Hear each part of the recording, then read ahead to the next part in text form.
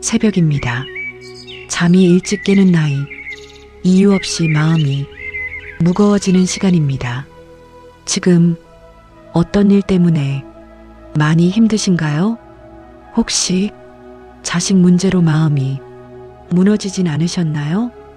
연락이 뜸해진 자식, 기대와 다르게 흘러가는 삶을 보며 말 한마디 꺼내지 못하고 혼자 삼키고 계신 건 아닌가요? 건강 때문이신가요? 예전 같지 않은 몸, 병원에서 들은 한마디에 앞으로의 시간이 갑자기 두려워지진 않으셨나요? 아니면 사람 때문이신가요? 가까웠던 사람과 멀어지고 이해받지 못한 채 혼자 남겨진 기분, 그 외로움을 애써 눌러 담고 계신 건 아닌가요? 혹은 경제적인 문제로 밤마다 계산기 두드리며 한숨 쉬고 계신가요? 이 나이에 다시 시작해야 한다는 현실 앞에서 막막함에 숨이 막히진 않으셨나요? 겉으로는 괜찮은 척하지만 속으로는 아무에게도 말하지 못한 채 오늘도 그렇게 버티고 계시진 않으신가요? 그런데 오늘 당신과 꼭 닮은 한 사람이 이야기를 들려드리려고 합니다. 쉰을 넘기고 모든 것을 잃어버린 한 남자, 성공을 꿈꾸며 시작했지만 남은 건 빚과 실패, 그리고 무너진 자존심뿐이었습니다. 그런데 이상하게도 그가 완전히 무너진 그때부터 인생은 다시 움직이기 시작했습니다. 모든 걸 잃은 이 남자가 어떻게 다시 일어났을까요? 지금 구독과 좋아요로 끝까지 함께 해주세요. 경기도 판교 오후 3시, 신도시의 유리 건물 사이로 봄날 햇빛이 날카롭게 내려꽂히고 있다.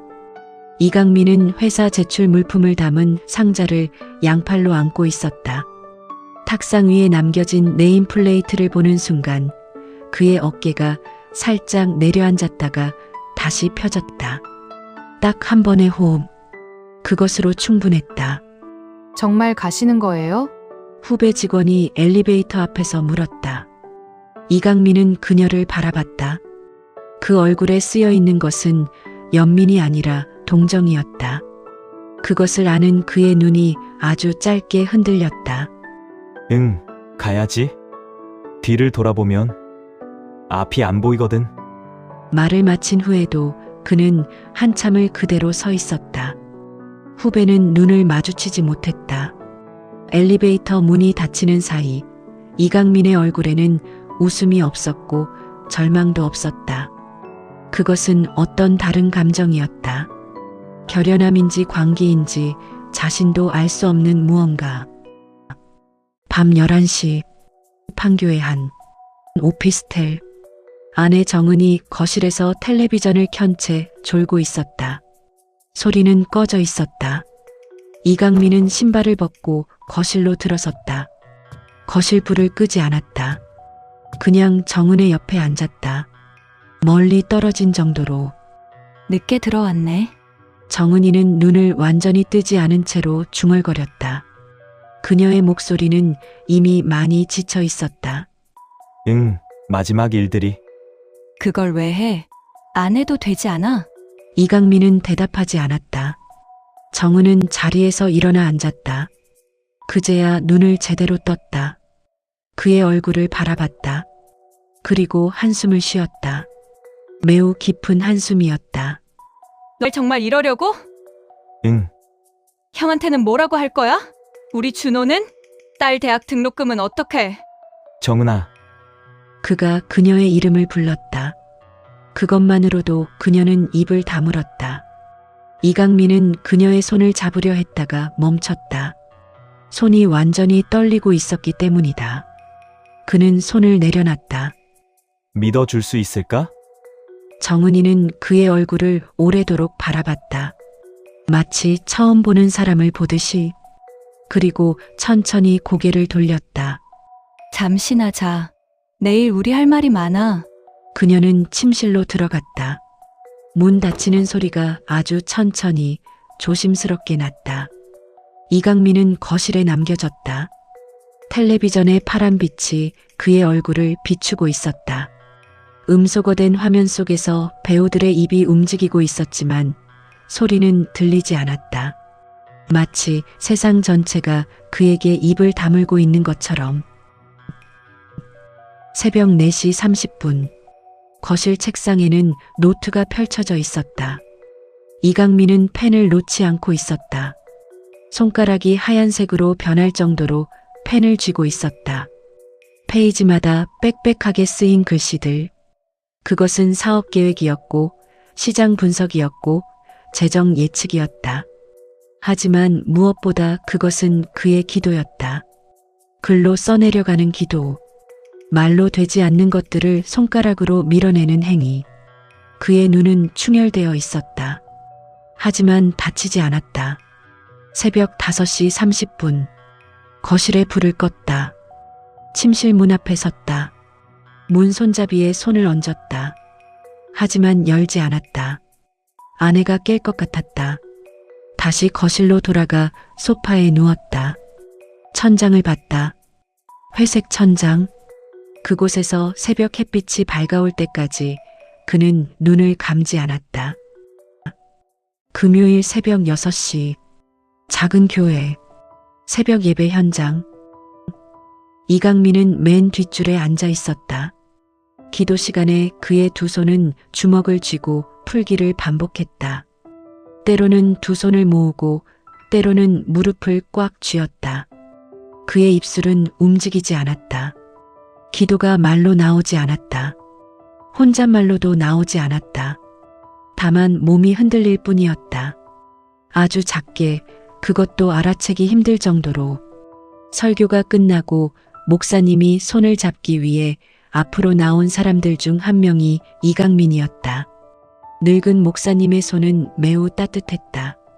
그리고 매우 단단했다. 힘들어 보이시네요. 네.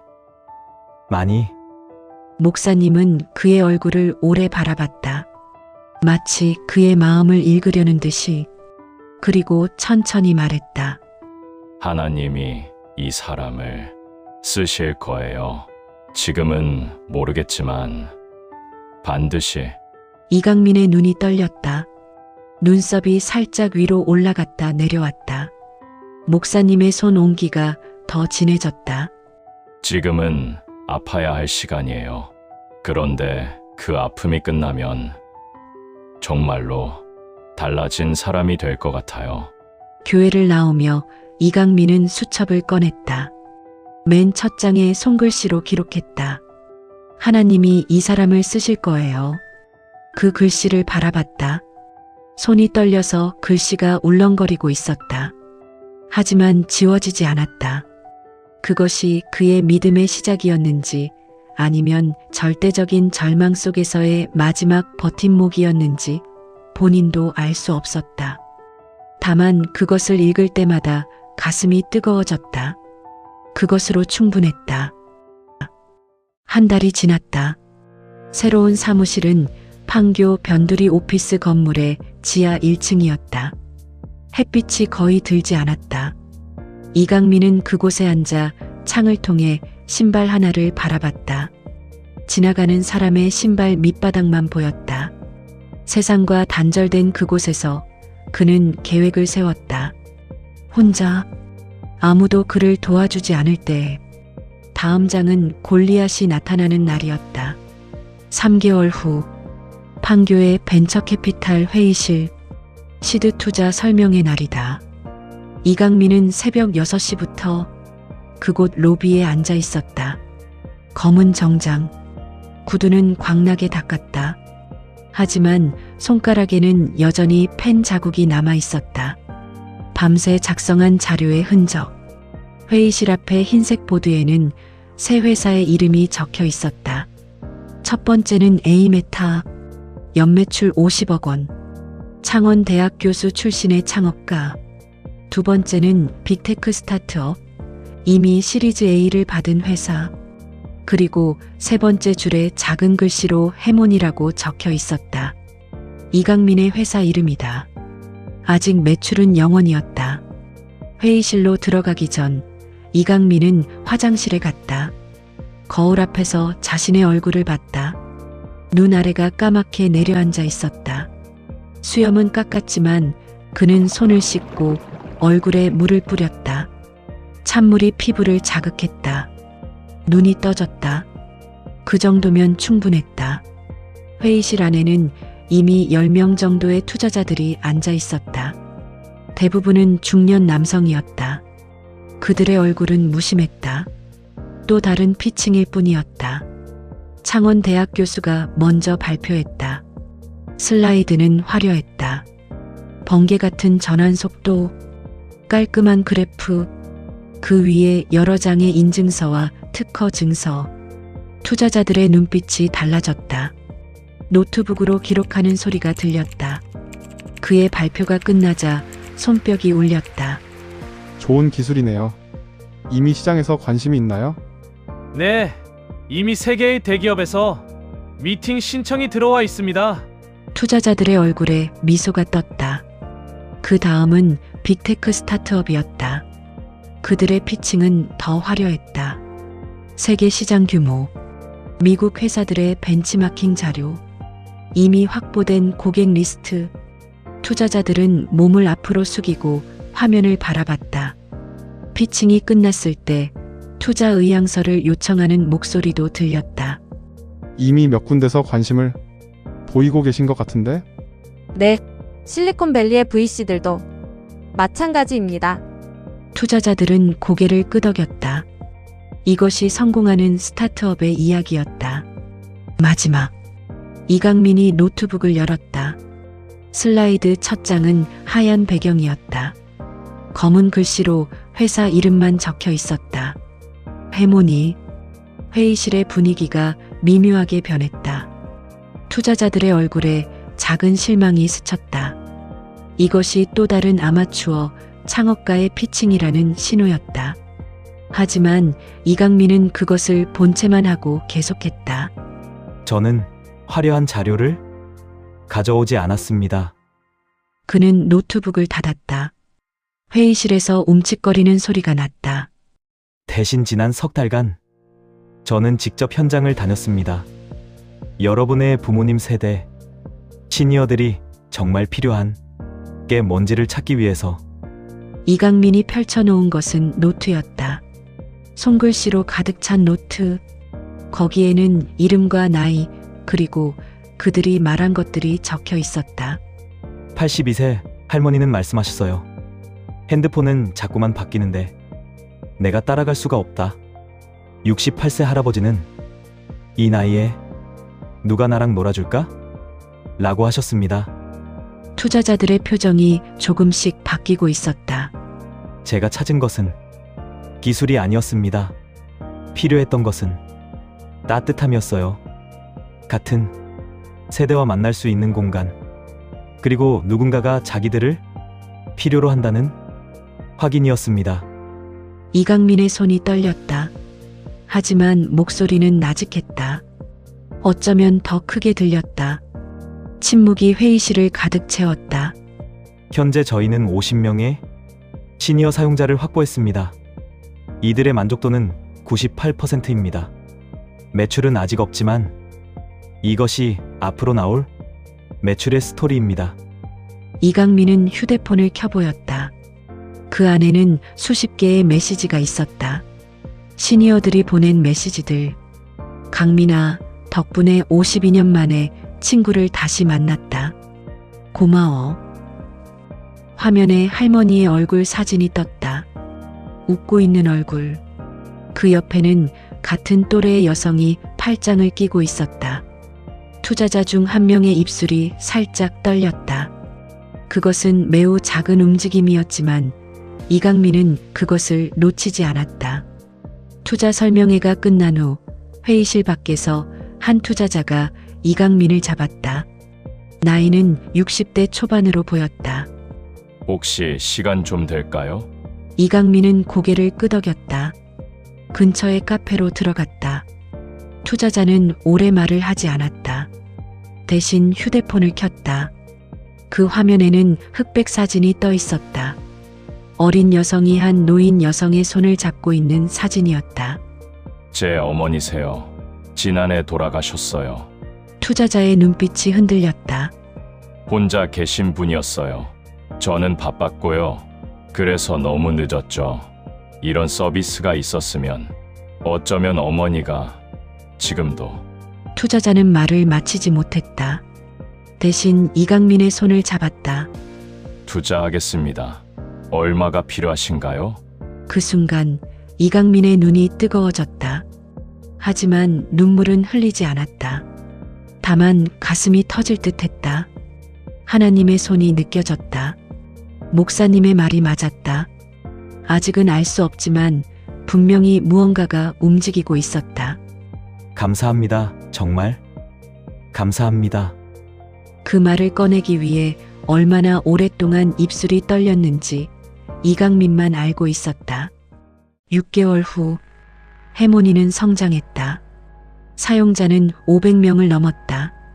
매출은 월 3천만 원. 위기는 없어 보였다. 하지만 그것은 외부에서 본 모습일 뿐이었다. 사무실은 여전히 판교의 지하 1층이었다. 이강민은 밤 11시가 넘어서도 그곳에 남아 있었다. 책상 위에는 여러 개의 휴대폰이 놓여 있었다. 그것들은 모두 다른 사람의 휴대폰이었다. 공동 창업자들의 휴대폰. 하지만 그들은 더 이상 여기에 없었다. 첫 번째로 떠난 것은 기술 담당 이사였다. 경쟁사로부터의 제안을 받았다고 했다. 연봉 2배, 스톡 옵션 3배, 그리고 더 큰 회사에서의 경력.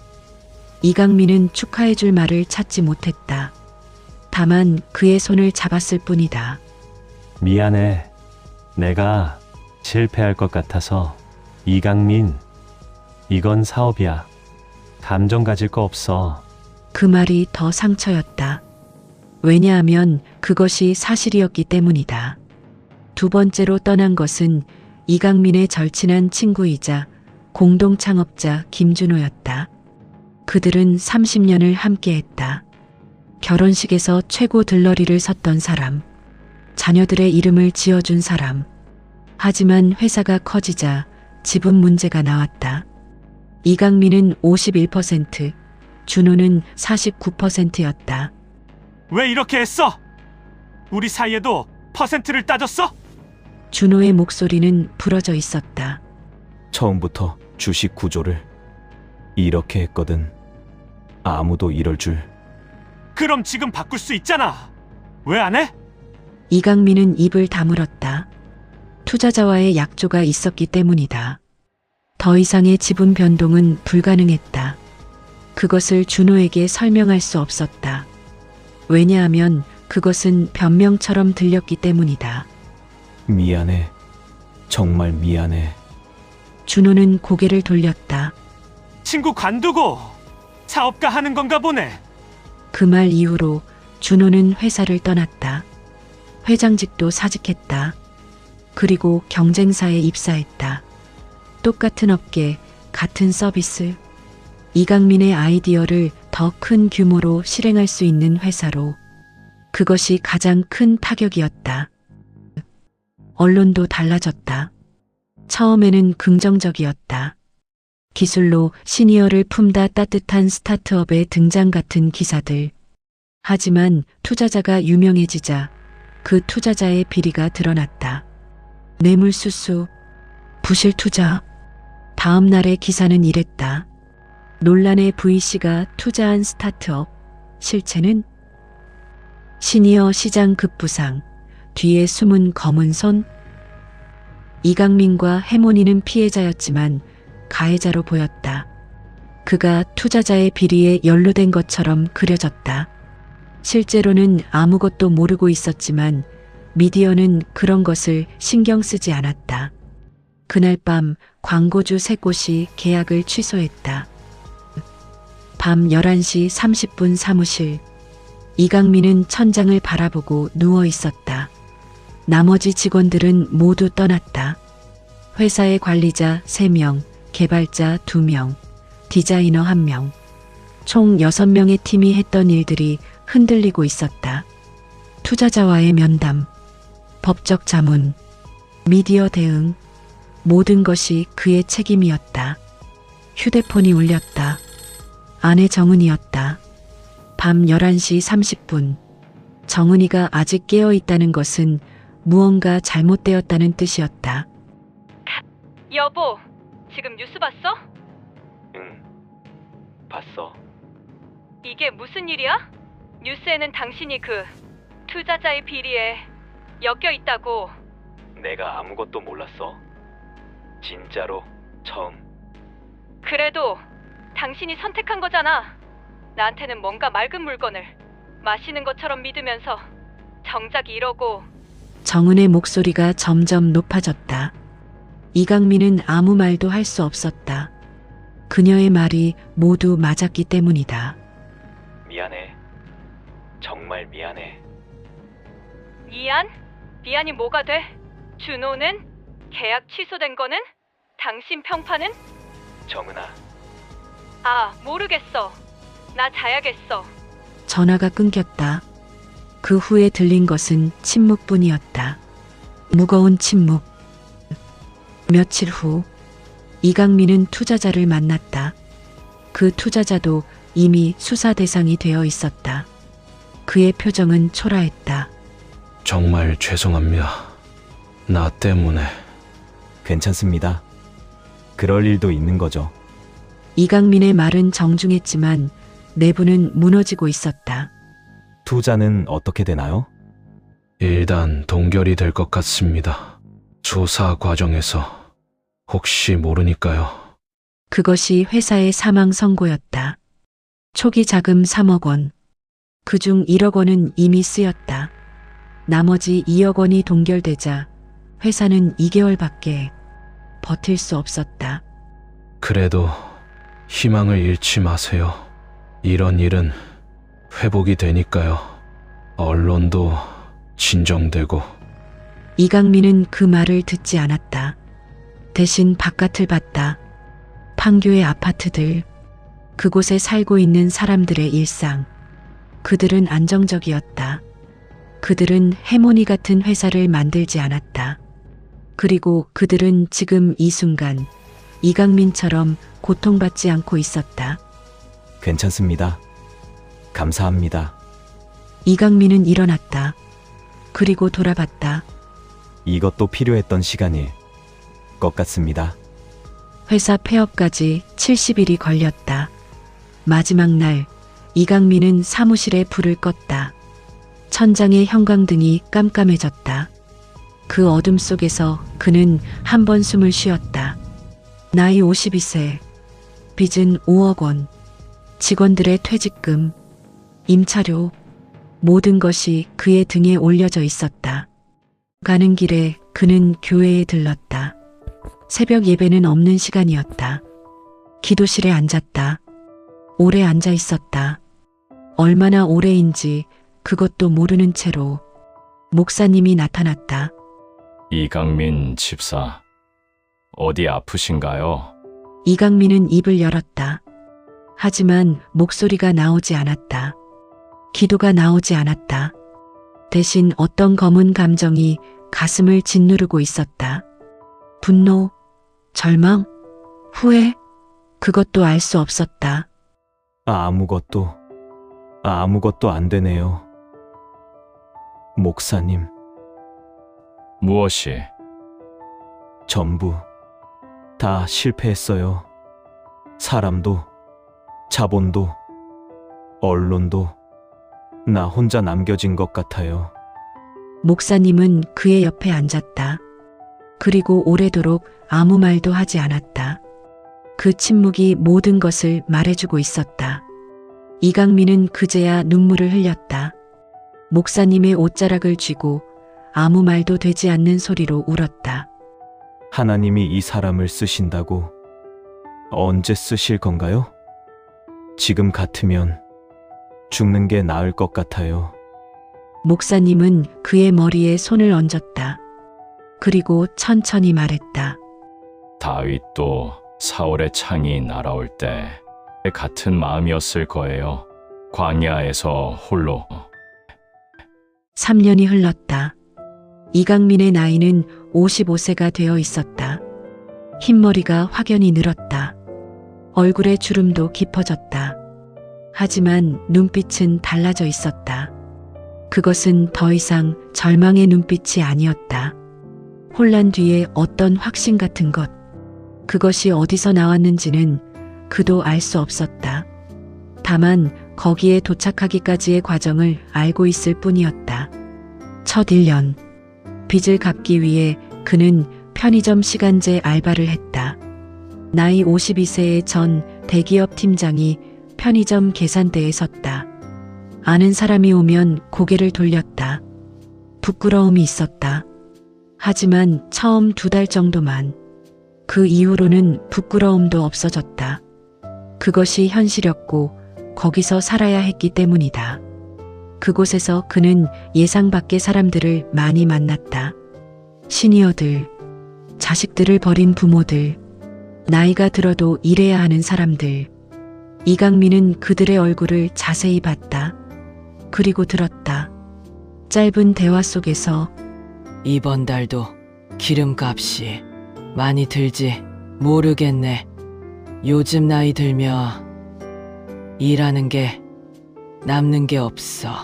손자 학비 봐줘야 해서 아들이 형편이 안 되거든. 나도 아프지만 일해야지. 이강민은 그때마다 조용히 들었다. 그리고 그들이 떠난 후에 계산대에 기대어 생각했다. 해모니가 만들고자 했던 것은 무엇이었나? 단순히 앱이 아니었다. 이런 사람들의 손을 잡아주는 것. 그들이 혼자가 아니라는 것을 알려주는 것. 그 생각은 그를 살렸다. 2년 차. 이강민은 다시 사무실을 얻었다. 하지만 이번엔 빌려서가 아니라 공유 오피스 한 칸을 시간 단위로 빌렸다. 월 30만 원. 하루 5시간씩 하루 10,000원. 그것이 그가 감당할 수 있는 전부였다. 그곳에서 그는 다시 시작했다. 해모니 2.0. 하지만 이번엔 화려하지 않았다. 단순했다. 시니어들이 쉽게 쓸 수 있도록. 그리고 그들이 정말 필요한 것만 담았다. 이강민은 다시 거리로 나갔다. 손에는 타블렛과 노트. 옛날처럼. 이번엔 더 겸손했다. 실패를 아는 사람의 겸손. 그것이 오히려 사람들의 마음을 열었다. 아, 그 실패한 애 만드신 분. 누군가 그렇게 인식했을 때 이강민은 웃음이 나왔다. 맞았다. 그는 실패한 사람이었다. 하지만 다시 일어난 사람이었다. 그것이 무엇을 의미하는지 이제야 알 것 같았다. 3년 차. 새해 첫날. 새벽 예배. 교회는 변하지 않았다. 목사님도 변하지 않았다. 다만 이강민이 달라져 있었다. 설교가 끝나고 목사님은 설교단에서 내려왔다. 그리고 이강민의 손을 잡았다. 마치 3년 전과 똑같은 방식으로. 어떻게 지내셨나요? 네, 이제 알 것 같습니다. 왜 광야를 지나야 했는지. 목사님의 눈이 흔들렸다. 하나님은 왕을 만드실 때 먼저 광야로 보내신다고 하더군요. 이강민의 목소리도 함께 떨렸다. 제 죄책감, 제 실패, 제 분노, 그 모든 것이 제 안에 있던 왕이 영혼을 죽이는 일이었는데 그제야. 그는 말을 마치지 못했다. 목사님이 그의 어깨를 안았다. 교회의 새벽 불빛 속에서 3년 후. 현재 판교의 새로운 사무실. 지하 1층이 아니라 이번엔 3층. 햇빛이 들어오는 사무실. 이강민의 책상 위에는 여러 개의 상장이 놓여 있었다. 시니어 친화형 서비스 대상, 사회공헌 스타트업, 최고 우수상, 서비스 만족도 99.5%, 하지만 그것들은 벽에 걸려 있지 않았다. 대신 책상 한켠에 고이 모아져 있었다. 마치 자신의 공적을 자랑하기 위함이 아니라 그 여정을 기억하기 위해.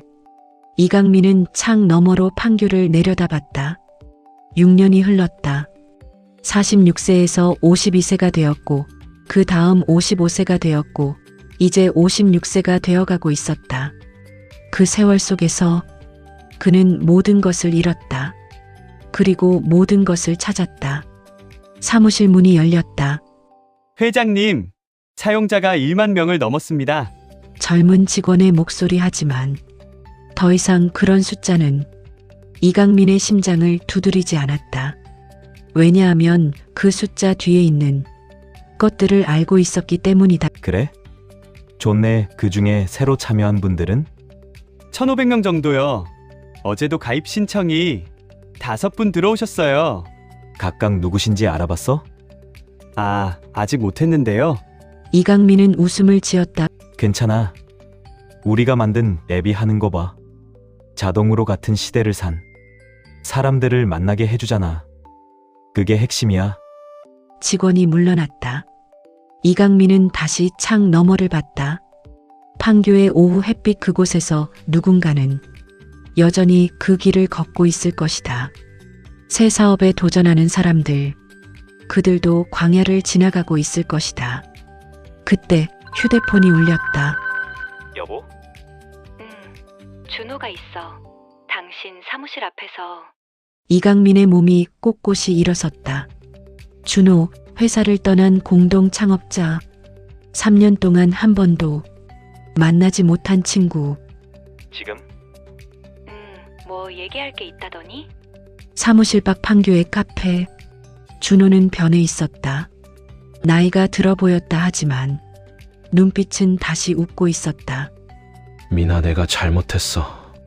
첫 마디가 그것이었다. 준호의 목소리는 떨렸다. 그 회사에서도 내가 그렇게 대했어.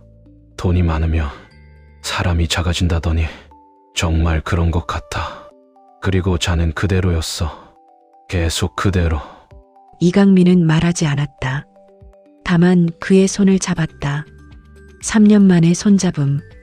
알아, 다 알아. 투자자 때문에 지분을 바꿀 수 없었던 거. 그건 너 실수가 아니었어. 나는 그냥 소심했어. 돈 때문에 겁난 거야. 이강민이 준호의 손을 꽉 쥐었다. 내가 잘못 생각한 게 아니야. 그건 인간이 하는 일이야. 나도 했고, 넌 했고, 누구나 해. 그런데 넌 여기에 왔잖아. 그것만으로도. 미나, 내가 혹시 다시 할 수 있을까? 함께. 이강민은 대답하지 않았다. 대신 준호를 안았다. 30년의 우정을 다시 안는 것처럼. 그리고 말했다. 이미 이 자리에 너가 있잖아. 넌 절대 떠난 게 아니야. 며칠 후 이강민은 새벽 예배에 갔다. 그리고 목사님 앞에 무릎을 꿇었다. 기도를 위해서가 아니라 감사를 위해서. 목사님 감사합니다. 그 말씀 덕분에. 목사님은 그를 일으켜 세웠다. 하나님이 이 사람을 쓰신다고 했지 않나요? 네, 이제 믿어집니다. 그게 아닙니다. 목사님이 이강민의 눈을 바라봤다. 하나님이 이미 당신을 쓰고 계시다는 것입니다. 지금 이 순간도, 광야를 지날 때도, 그리고 지금 이렇게 일어섰을 때도 모두가 하나님의 손 안에 있었다는 거죠.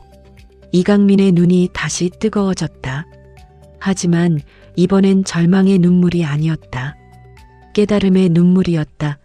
6개월 후 하몬서클 창립 공식 발표회. 판교 컨벤션 센터 무대에 선 이강민. 그의 나이는 56세. 흰머리가 섞여 있고 얼굴은 주름이 가득하다. 하지만 그것들이 정말로 그를 늙어 보이게 하지는 않았다. 오히려 그것은 그가 견뎌낸 세월의 증거였다. 그리고 그 증거를 안고도 다시 일어선 사람의 표정. 안녕하세요. 이강민입니다. 그의 목소리는 나직했지만 선명했다. 10년 전 저는 대기업의 팀장이었습니다. 안정적이었고 행복했습니다. 하지만 뭔가 부족했습니다. 무대 아래의 청중들이 고요히 듣고 있었다. 그래서 저는 떠났습니다. 가족의 반대를 무릅쓰고 친구를 잃어가며, 하지만 그 과정에서 더 큰 것을 잃었습니다. 신뢰와 자존감과 내일에 대한 확신 모두다.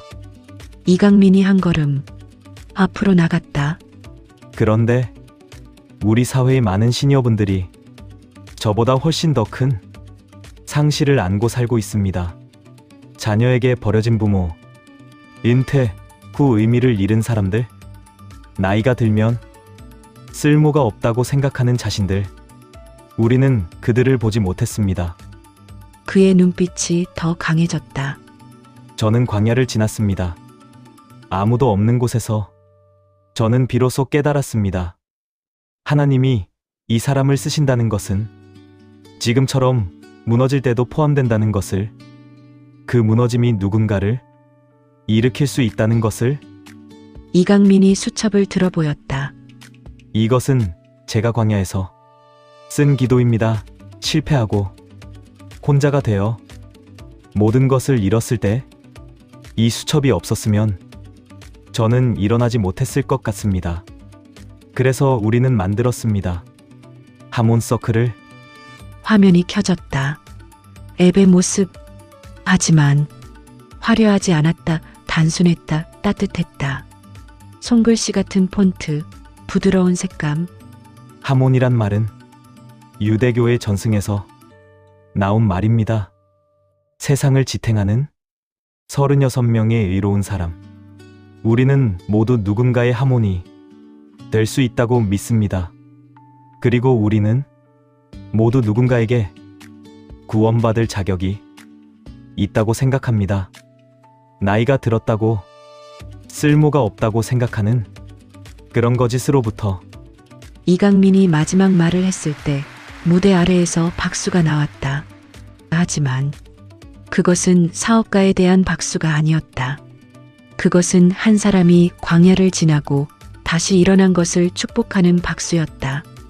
그리고 무대 이렬에 앉아있던 아내 정은은 눈물을 흘리고 있었다. 그녀의 손을 잡고 있는 준호는 조용히 박수를 치고 있었다. 그날 밤 이강민은 다시 새벽 예배로 향했다. 더 이상 절망을 위한 기도가 아니었다. 감사를 위한 발걸음이었다. 목사님이 그를 맞았다. 축하합니다. 많은 사람들이 보고 있던데요. 네, 그 중에서 저를 찾으려는 사람들도 있을 것 같습니다. 광야를 지나가는 누군가들 말이죠. 이강민이 고개를 끄덕였다. 그들도 알아야 할 것 같습니다. 광야가 끝난다는 것을, 그리고 그 광야가 얼마나 귀한 선물이었는지를. 목사님은 그의 어깨에 손을 얹었다. 당신은 이제 다윗입니다. 광야에서 나온 왕. 그 광야는 당신의 가장 큰 자산이 될 거예요. 이강민의 눈이 다시 빛났다. 하지만 이번엔 절망의 눈물이 아니었다. 1년 후 하몬서클의 사용자는 10만 명을 넘었다. 월 매출은 50억 원. 기업 공개 IPO도 계획 중이었다. 하지만 더 놀라운 것은 수치가 아니었다. 그것은 매일 올라오는 메시지들이었다. 강민이 덕분에 우리 아버지가 다시 웃으신다. 64년을 혼자 살았는데 이제 친구 3명이 생겼어요. 고마워요. 실패해도 괜찮다는 걸 배웠습니다. 덕분에 저도 다시 시도할 용기가 생겼어요. 이강민은 매일 이 메시지들을 읽었다. 한 명씩 답장을 했다. 화려한 경영자의 모습이 아니라 한 명의 인간으로서. 그리고 매주 새벽 예배에 갔다. 목사님의 설교를 들었다. 하지만 이제는 다르게 들렸다. 구원받는 사람의 귀로 듣는 것이 아니라 누군가를 구원하는 사람의 마음으로 그의 광야는 끝났다. 하지만 그것이 끝났다는 것은 새로운 광야를 만난 누군가를 손으로 이끌 차례라는 뜻이었다. 판교의 햇빛은 여전히 밝았다. 그 빛 속에서 이강민의 그림자는 더 이상 그 혼자의 것이 아니었다.